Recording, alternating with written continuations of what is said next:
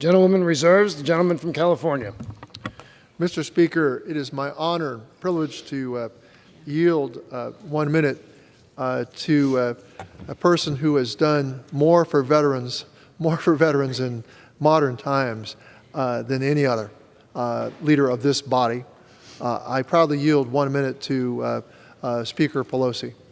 Gentlewoman from California is recognized for 1 minute. Thank you, Mr. Speaker. I thank the gentleman for yielding, for his kind words, which I accept on behalf of our working in a bipartisan way for our Democrats, for our veterans over the years, Democrats and Republicans. And I thank you, Mr. Chairman, for your extraordinary leadership, both in this case and earlier for our veterans, whether it was completing our Agent Orange of responsibilities to our veterans as well. I thank Congressman Ruiz, a doctor and a member of Congress who has been a champion on this issue, and Elaine Lauria, a veteran and a member of Congress who has been so instrumental in bringing this legislation to the floor.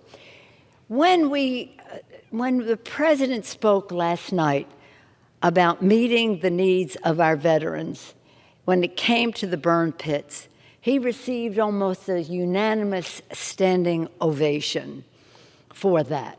And it was very encouraging to see the Congress of the United States, House and Senate, Democrats and Republicans, recognize our obligation to our men and women in uniform.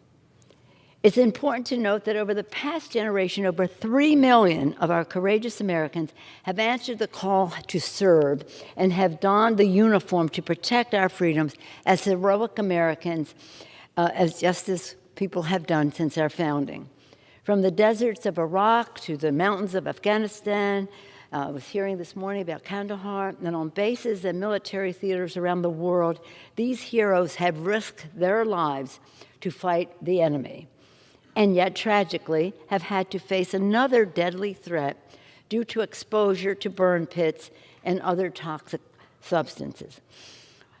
We always say about our military, on the battlefield we leave no soldier behind, and when they come home, we leave no veteran behind.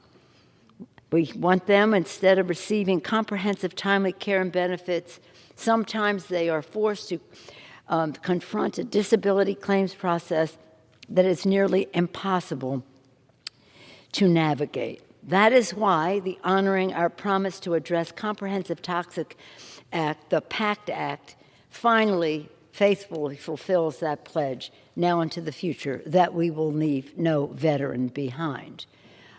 The budget costs of it are a cost of war.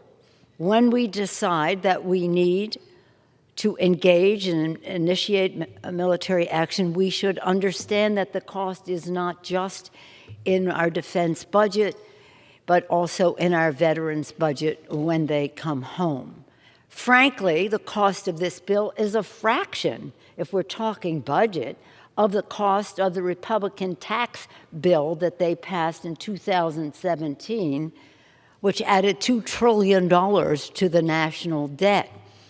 I didn't hear anybody complaining about, on the other side of the aisle, about what that was, the impact that had on veterans and their concerns about the fiscal soundness of the United States.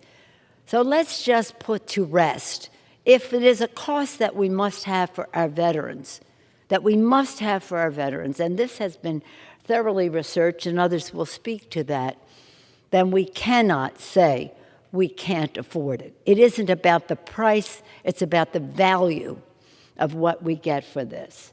And so in the last 20 years, VA has seen over 60% increase in rates of cancer due to toxic exposure. 86% of veterans from Iraq and Afghanistan report being exposed to the toxic fumes of burn pits. And 88% of those exposed said they were experiencing symptoms that could be related to that. Potentially up to 3.5 million veterans deployed post 9/11 may have been exposed to toxic fumes and substances. Despite this reality, nearly 75% of burn pit-related disability claims were denied, Mr. Speaker, were denied. Too often, VA and Congress have said it's just too expensive to care for, and there just isn't enough proof. The result of this negligence has been tragic. Thousands of veterans and families have been forced to suffer, including heroes, like one I will quote, Staff Sergeant Wesley Black. Staff Sergeant Black was a Purple Heart hero who survived 2 tours in Iraq and Afghanistan. In November, he died at age 36 from colon cancer tied to toxic exposure from burn pits, leaving behind his wife and new baby. After serving his country with distinction, Sergeant Black should have been able to retire happily with pride. Instead, he spent his final days fighting for the reforms contained in this legislation so that no current or future veteran would be forced to endure the same horror that he and his family did. He said before his passing, he said, Staff Sergeant Wesley Black said, "It's too late for me, but it's not too late for the next veteran who walks down the hall of VA and goes in and complains about signs and symptoms. We must make sure it's not too late for other veterans," I say, and when we send our servicemen and women into harm's way, we care for them when they come home. This is particularly important to me because a long time ago, long before I was in Congress, 1981, I went and sat with veterans in California with Dick Gregory, who was making a big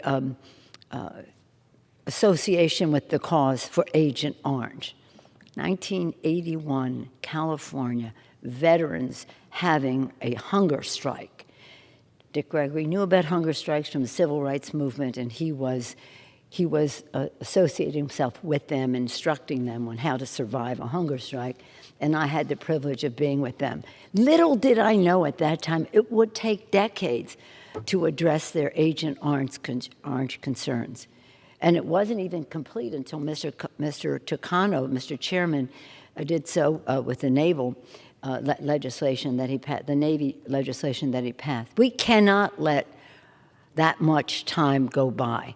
That would be shameful to our country. So again, let us also thank Mr. Cartwright, who also included in this package the Camp Lejeune Justice Act. Anyone who has heard from those families coming from Camp Lejeune, not just the service member, but their family members who have been damaged related to injuries incurred while serving at Camp Lejeune. The list goes on. So again, thank you, Chairman Tucano. Thank you, Congressman Raul Ruiz. Thank you, Elaine Loria. Thank you, Matt Cartwright. Thank you all who have worked so hard to bring this to the floor. And I want to also salute Chairman Tester in the Senate, with whom Chairman Tucano and our committee have worked closely. We share a goal. We have to find the complete package so that it is comprehensive and fulfills our responsibilities. Others will go into the particulars of it. I want to also salute the distinguished Secretary of VA, Dennis McDonough, for the attention that he has paid to making sure what we do honors the promise of the PACT Act, that it is able to deliver in a timely fashion, so that the bill is written in a way that delivers in a timely fashion to our veterans. I could not have been more excited when the President of the United States included this important initiative in his remarks, not only as legislation, but in the larger issue of what it means to our country, how we value our veterans, and how we want to pass this legislation and get it to his desk soon, so it will be a comfort to our veterans and their families, that on the battlefield, we leave no soldier behind, and when they come home, we leave no veterans behind. Thank you, Mr. Speaker. I yield back. Gentlewoman yields back.